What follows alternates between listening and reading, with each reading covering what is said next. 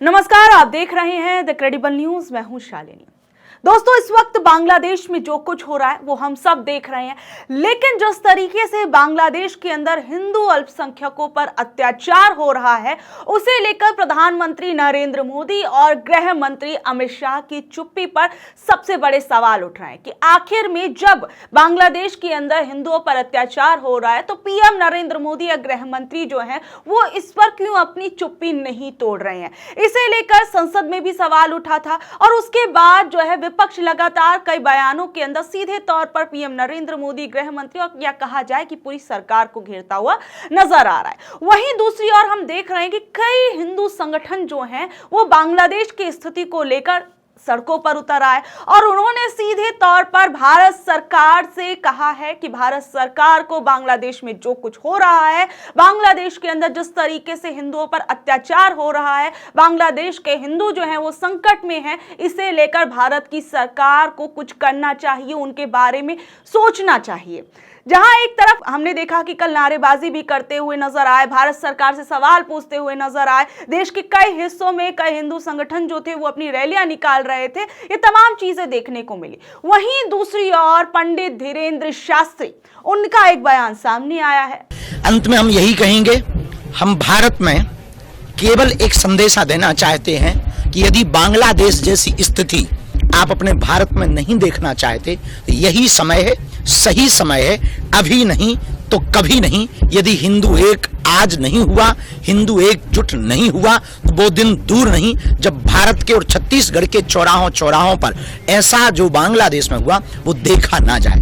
कांकेर की स्थिति पर भी हम कहना चाहेंगे, जो हुआ अच्छा नहीं हुआ, पर हिंदुओं ने एकता दिखाई, उसके लिए समस्त हिंदुओं को साधुवाद, धन्यवाद। पूरे छत्तीसगढ़ में शांति हो, छत्तीसगढ़ में उन्नति हो, भारत विश्व गुरु बने। पंडित धीरेन्द्र शास्त्री ने ये कहा है कि अगर हिंदू एक नहीं होता तो बांग्लादेश के अंदर जो कुछ हो रहा है वो भारत के अंदर गली गली में होगा। पंडित धीरेन्द्र शास्त्री ने ये कहा है।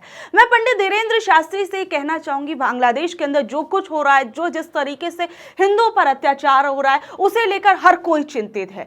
भले ही सत्ता पक्ष के लोग अभी इस पर अपनी चुप्पी नहीं तोड़ रहे, लेकिन जिस तरीके से बांग्लादेश में जो कुछ हुआ उसको लेकर धीरेन्द्र शास्त्री जी जो है वो काफी ज्यादा चिंतित नजर आ रहे हैं। तो इसमें एक मेरा एक सुझाव है वो मैं देना चाहूंगी, क्यों ना पंडित धीरेन्द्र शास्त्री जिन्होंने अभी हिंदुओं को एक करने के लिए एक बहुत बड़ी रैली निकाली थी जिसमें बड़े बड़े जो लोग थे वो शामिल हुए थे, तो क्यों ना पंडित धीरेन्द्र शास्त्री को जिस तरीके से बांग्लादेश के अंदर जो कुछ हो रहा है उन्हें उनके साथियों के साथ वहां भेज दिया जाए, वहां जाकर उन्हें वहां के हालातों को देखना चाहिए और साथ ही साथ में जो कुछ बन सकता है वो हिंदुओं के लिए उन्हें करना चाहिए। और साथ ही साथ में मैं ये कहूंगी, पंडित धीरेन्द्र शास्त्री और उनके समर्थक ही क्यों, वहीं जिस तरीके से जो लोग भारत के अंदर हिंदुओं पर सोच रहे हैं कि उन पर बहुत ज्यादा अत्याचार हो रहा है, हिंदू काफी ज्यादा खतरे में हैं, उसे लेकर वो क्रिसमस जैसे त्योहारों पर तोड़फोड़ मचा रहे हैं, तो साथ ही में धीरेन्द्र शास्त्री और उनकी टोली के साथ इन लोगों को भी वहां भेज देना चाहिए ताकि जिस तरीके से हिंदुओं पर जो अत्याचार हो रहा है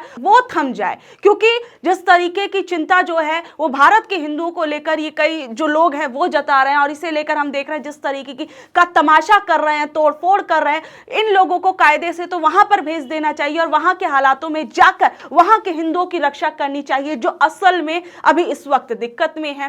तो बहरहाल जिस तरीके से ये पूरा का पूरा भी हम भारत और बांग्लादेश की स्थिति को लेकर जो कुछ चल रहा है उसके बारे में मैंने आपको बताया। देखिए, जहां एक तरफ अब जो कई हिंदू संगठन जो है वो सड़कों पर उतरे हुए हैं, वो क्या कुछ कह रहे हैं, भारत सरकार को लेकर क्या कुछ कह रहे हैं, भारत और बांग्लादेश को लेकर क्या कुछ कह रहे हैं, जरा एक बार आप खुद सुनिए। बांग्लादेश में आज जो हो रहा है उसको लेके ये जो आप लोगों ने प्रतिवाद सभाएं की, विरोध प्रदर्शन किया था, कितना कैसा लगता है आपको? देखिए, बांग्लादेश में जो हो रहा है वो बिल्कुल गलत हो रहा है। अब जैसे करोड़ों हिंदुओं का जो हाथ पे लगता है कि ऐसे काम होना नहीं चाहिए, क्योंकि बांग्लादेश को भारत ने बहुत कुछ सहायता दिए हैं। जब भी बांग्लादेश में कोई मुसीबत आया है तो भारत इसमें चट्टान की तरह खड़ा हुआ है। तो इसलिए हम लोग बांग्लादेश के अनुरोध करता हूँ, और ये जो ऐसे हिंदुओं को करना नहीं चाहिए। हमारा जो भारत का एक हिंदू है दीपू साहू करके, जिस तरह उसका देहांत, जिसका उसका हत्या किया गया, ये निंदनीय घटना है। और हम लोग प्रधानमंत्री श्री नरेंद्र मोदी जी को